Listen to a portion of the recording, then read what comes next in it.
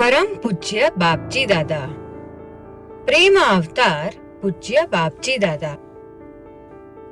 આજના સમયમાં લગભગ આપણે બધા જ આપણું જીવન પ્રતિક્રિયામાં જીવીએ છીએ.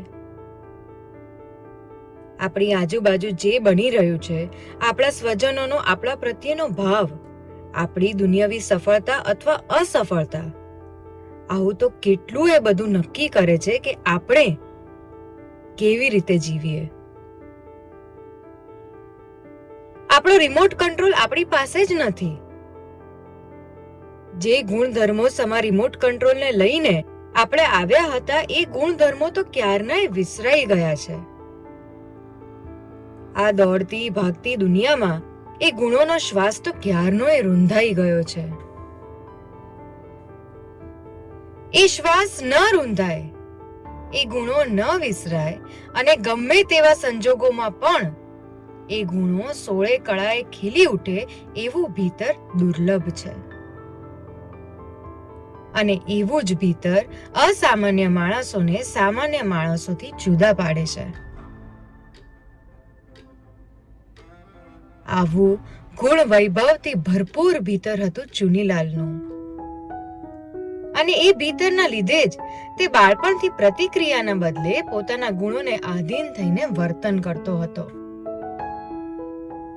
અને એમાંનો એક બહુ મોટો ગુણ હતો પ્રામાણિકતા.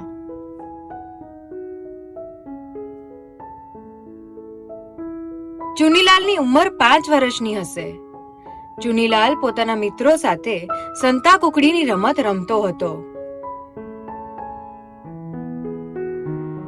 ચુનીલાલે સંતાઈ ગયેલા મિત્રોને પકડવાના હતા. એક મિત્ર પકડાઈ ગયો.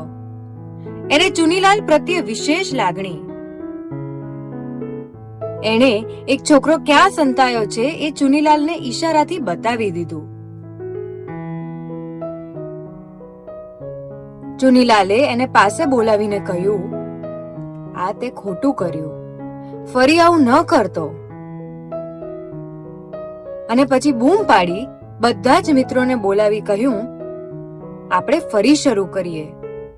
હું ફરી આંખ બંધ કરું છું, તમે સંતાઈ જાઓ. અને રમત ફરી શરૂ થઈ ગઈ. પણ રમત કેમ ફરી શરૂ કરી હતી એનો અણસાર ચુનીલાલે કોઈને આવવા ન દીધો.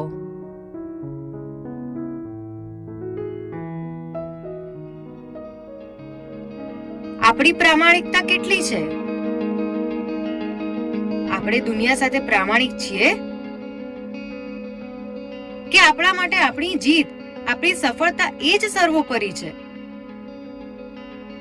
આપણે આપણી જાત સાથે પણ પ્રામાણિક છીએ ખરા? કે છેતરપિંડી ત્યાં પણ સતત છે?